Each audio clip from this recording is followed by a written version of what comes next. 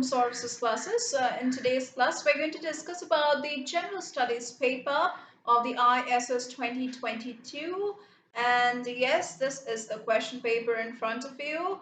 Let me tell you, we are discussing these questions one by one in each videos because these are a bit lengthy, and we need to write around 200 words for each of these answers. I won't be writing any answers for you all, but rather, I would tell you what points you can include, and yeah, all the points that are really important to be incorporated in these answers, that only I will be telling you. And you can just note it down for future use, or you can just like write it down if any question of this kind comes to you, like comes in any of the question papers, or in any exam that you're about to give. You can just use these important points. All right. So in today's class, we are discussing number 1C from this question paper. The question for today's class is discuss the contribution of the Sufis to Indian society and culture. So in today's class, we are going to discuss about the contribution of the Sufis to Indian society and culture. So yeah, let's get to the question. Let's get to the answer now.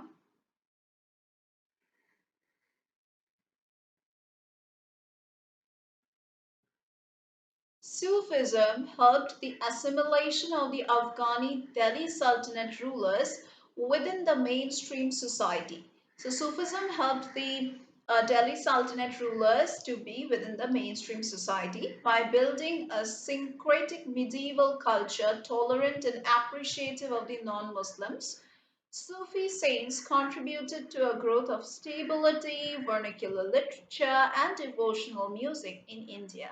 So here starts their contribution. They helped in the assimilation of the Afghani Delhi Sultanates within the mainstream society. They helped in culture tolerance. Okay, they helped like they appreciated the non-Muslims as well as the Muslims. The Sufis they contributed to the growth of stability, vernacular literature, then the growth of devotional music. And one Sufi mystic, that is Syed Muhammad Ghaus Gwaliori, popularized the yoga practices. So another contribution, that's the yoga practices among the Sufi circles. Literature related to monotheism and the Bhakti movement also formed syncretic influences in history during the Sultanate period.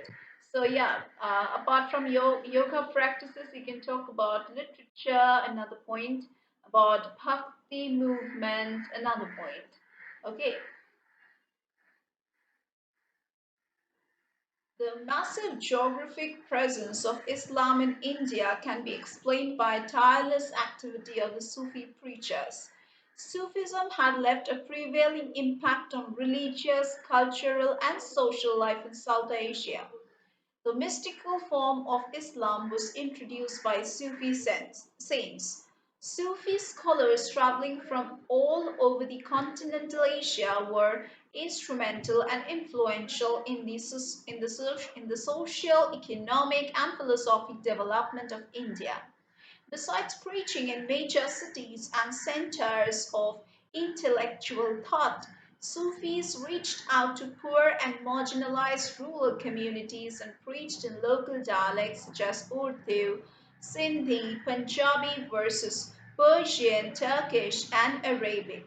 So all these languages, all the local languages were used for preaching, all right? Sufism emerged as a moral and comprehensive socio-religious force that was influenced from other religious traditions such as Hinduism. Their traditions of devotional practices and modest living attracted all people. So, this is how they attracted people towards their religion. Their teachings of humanity, love for God, and Prophet continue to be surrounded by mystical tales and folk songs today. So, this is how they attracted like people, the teachings of humanity, the love for God. You can talk about how Sufism just spread. You can talk about the traditions of humanity, then love for God and prophet, continue to be surrounded by mystical tales and folk songs today. Sufis were firm in abstaining from religious and communal conflicts. So this religion just like stayed away from any kind of conflict and strived to be peaceful elements of civil society. So their target was only and only peace and religious harmony. Okay.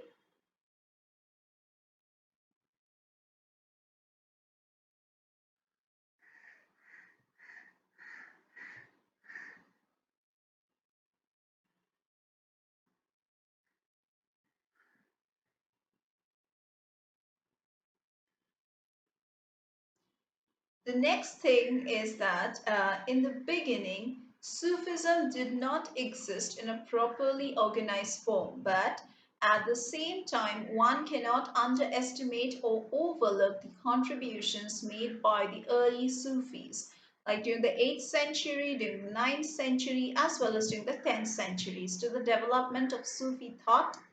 Yeah, so they all contributed to the development of the Sufi thought, even though Sufism was not properly organized till then. The earliest Sufi was Hassan of Basra, who had a fear of God and very cautious that not to commit any sin or mistake in his life.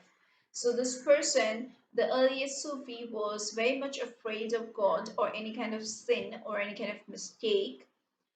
He presented a tendency towards other worldliness, piety, and asceticism, and considered hunger and poverty as symbols of righteousness. Okay, so you can talk about the beliefs. Al Hasim Sufi of Kufa is regarded as the first mystic to have used the nomenclature Sufi. He believed that inner transformation of heart was the essence of Sufism. So you can talk about the most important aim or objective of Sufism, that is the transformation, like inner transformation of the heart. Like outward transformation is very much possible, but we never think of inner transformation. Like from inside, we are so negative. Okay, so that needs to be transformed. We should be focusing on inner transformation and not always on the outward transformation. Ibrahim B. Adham was the king of Balkh who gave up his throne and all worldly possessions and became an ascetic. So, mostly, whenever we go through history, we come across so many great leaders who have given up all the worldly luxuries and possessions just to live the life of an ascetic in search of the truth. Of the many Sufi orders or silsilas, we can say, that have arisen in the world of mystic Islam, India became the hospitable home for a large number of Sufis. Hospitable home means the most welcomed home. The arrival of Sheikh Moon in Uddin in India just before the Sultanate period heralded the beginning of a new era in the religious ethos of the country.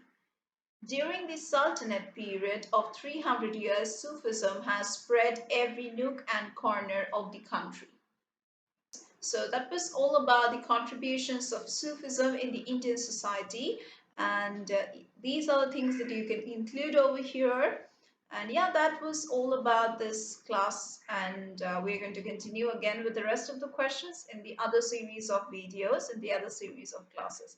That's it for today's class. If you have any kind of problem, you can just comment down below in the comment box, or you can just call us at the number which is provided in the description box below or at the beginning of the video. You can also go over to the website of www.sauravsirsclasses.com. That's the official website of our classes.